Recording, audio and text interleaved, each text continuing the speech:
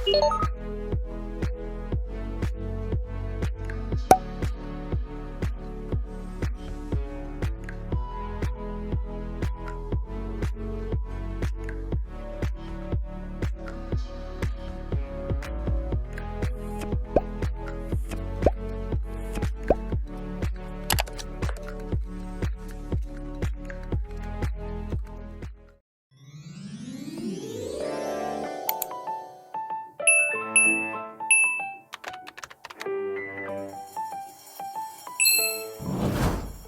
guys, Jane here and welcome back to my channel. So in today's video, it's another DIY video. And also guys, may mga nagko-comment na hindi daw nila naintindihan yung language ko. Parang spoken in English tayo dito. So maglalagay na ako ng subtitles siguro. So I'll try my best to put on English subtitles or parang konyo tayo dito para maintindihan nila. So in today's video, it's another DIY. Itong mga DIY na to guys, it's essential and very helpful kapag may online class tayo kasi nga bawal pa yung mga gathering ngayon, so bawal pa pumasok talaga sa eskwela. So kaya online classes lang muna tayo. So itong mga DIY na to guys, it's very convenient, very helpful, very useful, lahat ng very and it's very easy to follow. Ganun lang naman yun. Nagagawa ko siya guys, so syempre naman magagawa niyo ito. Ayan, dami ko na namang daldal.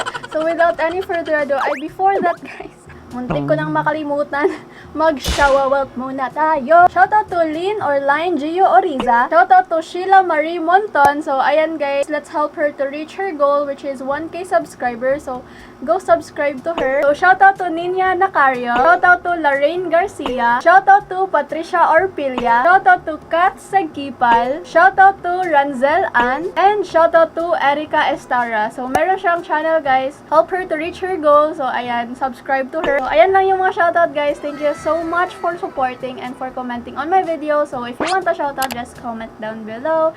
So, ayan, without any further ado, let's start with the DIY. Okay, this first DIY guys is a mini drawer for pens, pencil, tapes, and etc.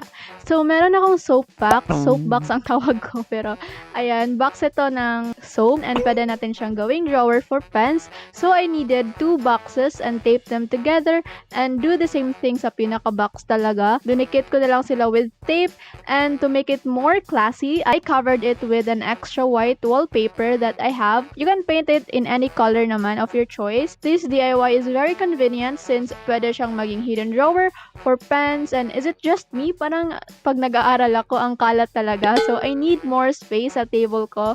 So, ayoko na ng mga pen holders. So, eto na yung solution guys. Hidden pen drawer is the way to go. So, especially ngayon na mag-online classes na tayo.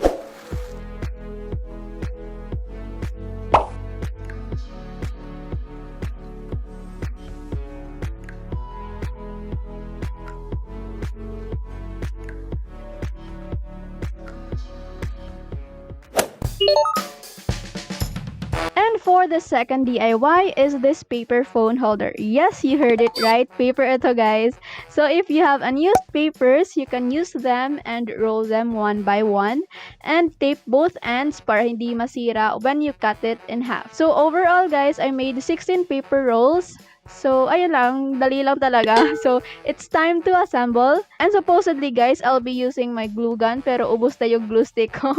Oo, so, ayan, Mighty Band na lang or Altico. Pero yung Mighty Band parang brand yan. So, ayan, hindi ko alam. So, pinagdikit-dikit ko lang sila and I made 6 paper rolls for the base, 8 for the back support, and 2 para sa bottom. I also use barbecue sticks at the back to give it an extra support para hindi masira yung papel. Kasi oo, papel ito guys, masisira ito pag walang support. This is perfect if gumagamit kayo ng cellphone nyo for online classes or di kaya may pinapanood kayo ng mga tutorials habang nagte-take notes kayo. So ayan, or pwede naman din hindi para sa online class, may pinapanood na kayo sa Netflix, ganon.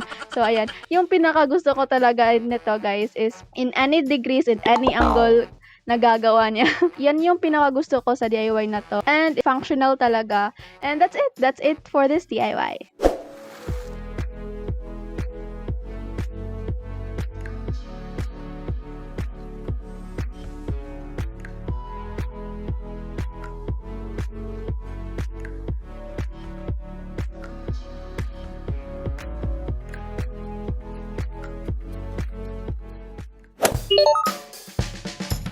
And last but not the least DIY guys is itong book stand. Pwede ding notebook stand, ganon. So ayan, ang dali lang nitong DIY na to because all you need are scissors and cardboard. So ayan, may pattern na ako dito guys kasi nakita ko lang ito sa Pinterest. So sinunod ko siya, yung pattern. So you can do the same pattern na ginawa ko and make one more pattern. Yan lang yun. Hindi ko talaga ma-explain ng mayos dito na part kasi basta nag-cut lang ako kung saan mag-intersect both patterns para tumayo siya. So ayan, just follow kung paano ko siya ginagawa guys. Hindi ka na kailangan ng glue gun, glue and whatnot. So this is really helpful kapag nag-aaral tayo if we need more space and para hindi tayo yung muyo ko talaga pag nag-aaral. And ang sakit lang sa liag doon best. Very stable yung stand nyo for the books and for the notebooks. So ayan, that's it.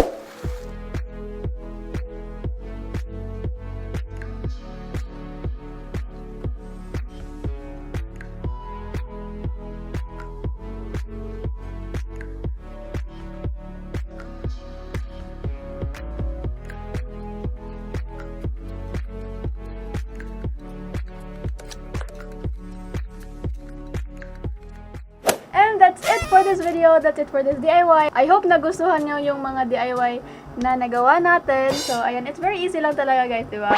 Ayan, thank you so much for watching. So, I hope you give this video a thumbs up and subscribe down below if you haven't already. And click the bell button beside the subscribe button to get notified whenever I post a new video.